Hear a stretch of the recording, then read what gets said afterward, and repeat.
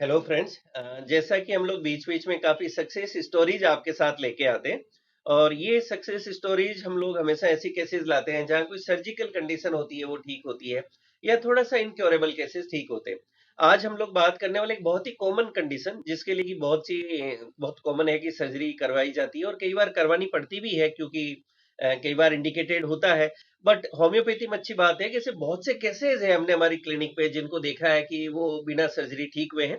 और आज हम लोग बात कर रहे हैं अपेंडिक्स का एक ऑपरेशन होना। अच्छा, मैं बहुत रूटीन की भाषा में बात करता हूँ, आप लोग जानते हैं, जिसे आम आदमी समझ सके, ज्यादा साइंस के वर्ड यूज नहीं करूंगा।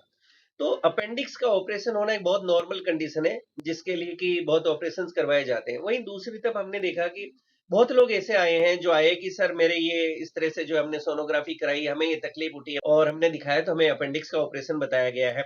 और वहीं हमने ये सुना है कि भाई होम्योपैथी से ये बिना ऑपरेशन में ठीक हो सकता है, तो क्या ये ठीक हो सकता है? तो मैं आपको बताऊं, हमने ऐसे बहुत से पेशेंट्स हैं जिनको ट्रीटमेंट दिया और बहुत अच्छी बात रही कि इसमें हमेशा हमें मोस्ट ऑफ द केसेस में बहुत अच्छे रिजल्ट्स मिले हैं। और लोग बिना सर्जरी बिल्कुल ठीक हुए हैं। उनके जो सिम्टम्स या जो तकलीफें थी वो भी ठीक हुई है। और वापस जब इन्वेस्टिगेशन यानी वापस जो सोनोग्राफी रिपोर्ट्स करवाई जाती है, नेचुरली सोनोग्राफी करवाई जाती है, जिससे पता चलता है कि आपका जो अपेंडिक्स है उसमें अपेंडिसाइटिस हम कहते हैं, मतलब कि उस अंग में कोई इन्फ्लेमेशन हो गया है, सूजन सा आगे इन्फेक्शन हो गया, तो वो रिपोर्ट्स नॉर्मल आ जाती है। तो आज जो है सबसे पहले तो एक बेसिक आइडिया दे दूंगा अपेंडिक्स होता क्या है। हमारा जो पाचन तंत्र है, डाइजेस्टिव सिस्टम, उसके अंदर आंतें होती है, बड़ी आंत, छोटी आंत वगैरह। इनमें क्या होता है कि मल आगे से आगे ट्रेवल करता है। हम खाना खाते हैं तो लास्ट में यहाँ पे भोजन जाता है, वहां से हमारे शरीर को जो काम की चीजें होती है वो शरीर रख लेता है, और बाकी जो वेस्ट मटेरियल होता है वो फीकल मटेरियल या स्टूल आप कहें, मल के फॉर्म में आगे से आगे वो ट्रेवल होते होते लास्ट में आप जानते हैं गुद्दा द्वार से बाहर आता है। उसी में एक छोटी सी आंत होती है हमारे राइट साइड में, या बिल्कुल नीचे, बिल्कुल छोटा सा अपेंडिक्स उसको कहा जाता है।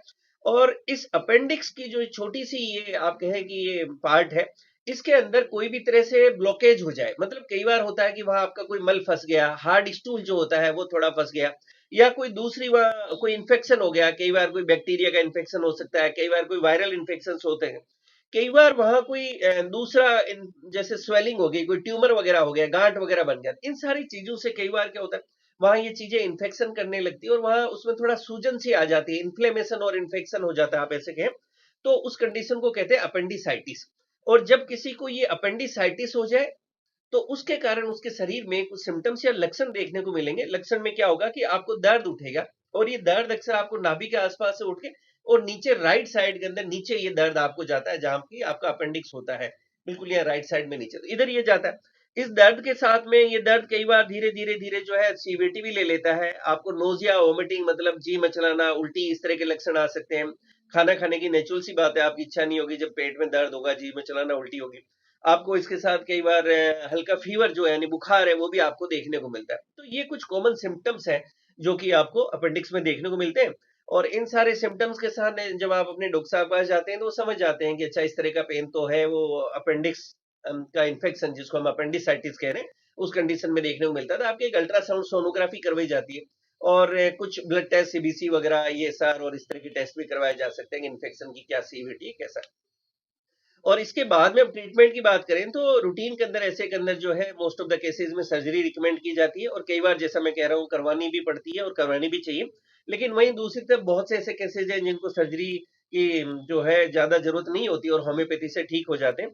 और आज मेरे पास ऐसे ही हैं, हमारे जोधपुर से हैं विक्रम जी, हैं विक्रम जी पटेल साहब, और उनके बच्चे महेश जी, महेश। तो इनका भी कुछ ऐसा ही एक्सपीरियंस रहा कि मेज को एक्यूट अपेंडिसाइटिस, इनको इस तरह का दर्द उठा तो सोनोग्राफी में कराया, बताया भाई इमीडिएटली आपको सर्जरी की जरूरत है। और विक्रम जी जो है फादर साहब, इन्होंने फिर हमसे कांटेक्ट किया कि सर क्या सर्जरी को ऐसे बचा जा सकता है? तो हमें थोड़ा सा इनके सिम्टम्स और केस देख के लगा कि नहीं, शायद यार सर्जरी की जरूरत नहीं पड़ेगी, इसको होम्योपैथिकली हम मैनेज कर लेंगे। हमने ट्रीटमेंट दिया और अच्छी बात है कि आज ये बिल्कुल ठीक है।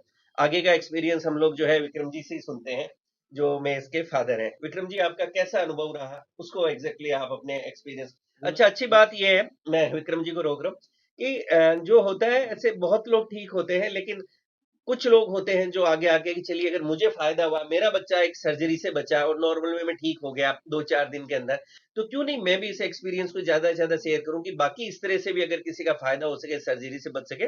तो विक्रम जी ने भी जो है कि हाँ सर, मैं भी मेरा अनुभव शेयर करूंगा, अगर किसी को फायदा होता है तो मुझे जरूर खुशी होगी, जैसे मेरा बच्चे को फायदा हुआ है बाकी भी। विक्रम जी, आपका अनुभव प्लीज। सर नमस्कार। जैसे जब अब डॉक्टर साहब ने बताया, मैंने क्या है, ये बच्चा हनुमानगढ़ हॉस्टल में पढ़ता है। तो क्या हुआ कि वहाँ एकदम अचानक इसको एक दर्द हुआ। तो ये फिर वहाँ एक नॉर्मल कोई क्लिनिक में बताया और ये रिपोर्ट बनवाई है उन्होंने।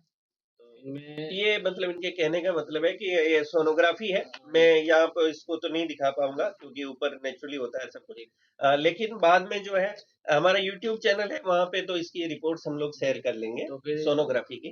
फिर जी। इसमें रिपोर्ट करवाई तो वहाँ डॉक्टर साहब थे, उन्होंने बोला भाई हाथों हाथ इमरजेंसी आपको इसकी सर्जरी करवानी पड़ेगी।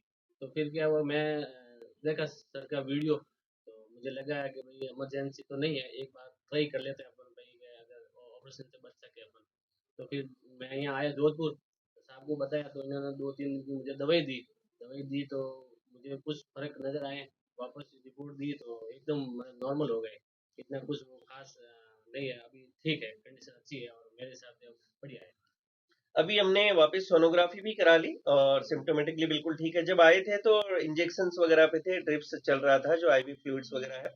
अभी हमने वापस आज सोनोग्राफी करवा ली तो उसमें बिल्कुल नॉर्मल सोनोग्राफी है, अल्ट्रासाउंड, और मेज भी बिल्कुल ठीक है। ठीक है। तो कहने का मतलब कि हाँ, आप कह सकते हैं कि भाई कोई चीज थी, कोई बीमारी या तकलीफ थी, वो बिल्कुल ठीक हो गई। और इस केस के अंदर जो है बिना सर्जरी के होम्योपैथिक मेडिसिन से अपेंडिक्स की जो दिक्कत थी, इन्फेक्शन वाली अपेंडिसाइटिस, वो बिल्कुल ठीक हो गया। एक मतलब सर्जरी जो है वो बच गई, हम बच ऐसा गया कह सर। सकते हैं। ये काफी कॉमन क्वेश्चन आ जाता है वीडियो के लास्ट में कि सर इसमें कौन सी मेडिसिन यूज की जानी चाहिए। देखिए, इस पे अलग से एक वीडियो बनाया, बट यहाँ जो हमने मेडिसिन यूज की, तो ऐसे के अंदर एक पायरोजिनम की जो है 200 पोटेंसी में सिंगल डोज देना अच्छा रहता है। और फिर हमने इचिनेसिया क्यू मदर टिंचर को यूज किया, 10-10 बूंद इसको दिन में 3 बार रूटीन के अंदर जो है एज ए एंटीसेप्टिक यूज किया जाता है। इसकी 10-10 बूंद दिन में 3 बार 1 कप पानी के साथ सिप बाय सिप ली जा सकती है मदर टिंचर फॉर्म में। उसके बाद इग्नेशिया 30, आयरिस 10x30, बेलाडोना 30 और लाइको 30, इन मेडिसिन को 30 पोटेंसी के अंदर दिन में 3 से 4 बार दिया जा सकता है। इनकी डायरेक्टली आप टंग पे भी 2-2 बूंद दे सकते हैं या शुगर ग्लोब्यूल्स के साथ भी मिक्स करके दिया जा सकता है। इसके अलावा भी बहुत सी मेडिसिन आती है जो as per need, as per symptoms आपके डॉक्टर आपके लिए प्रिस्क्राइब कर सकते हैं। अच्छा, यहाँ ये भी देखें कि अपेंडिक्स वाले जो काफी केसेस होते हैं, इनमें काफी कॉमन देखने को मिलता है, जैसे हमने बताया, कब्ज और ईटिंग हैबिट्स अच्छा नहीं होना। खास करके अगर बच्चों में भी आजकल कॉमन दिक्कत होगी, फास्ट फूड्स खा रहे हैं, पिज्जा, बर्गर, चाउमीन, कई तरह के नूडल्स खा रहे हैं, बिस्किट खा रहे हैं, कोल्ड ड्रिंक्स ले रहे हैं, या कई तरह की एनर्जी ड्रिंक्स जो है, कई तरह के इस तरह के प्रोडक्ट्स खा रहे हैं, तो ऐसे बच्चों के अंदर जो है धीरे धीरे कब्ज रहने लगती है। मल प्रॉपरली उनका प्रॉपरली बॉडी से जो है क्लीन नहीं होता, तो ऐसे ये केसेस हैं जिससे कि इस तरह के जो है केसेस बढ़ जाते हैं। तो अभी हमारी विक्रम जी से भी यही बात हो रही थी कि ज्यादा से ज्यादा बच्चों को आप कोशिश करें कि हरी सब्जियां ज्यादा दें, फल ज्यादा दें, सब्जियां ज्यादा दें, दूध ज्यादा दें, दही ज्यादा दें, छाछ। रूटीन में मतलब हेल्दी डाइट जो हम पहले खाते थे, आजकल बच्चों की वो डाइट भी काफी चेंज हो गई है। और बच्चे नहीं, बड़ो वो बड़े भी जिनमें के अंदर ऐसी रहेगी तो नेचुरली ये प्रॉब्लम तो किसी को भी हो सकती है। तो डाइट पे प्लीज जरूर काम करें जिससे इसे बचा जा सके। Thank you so much.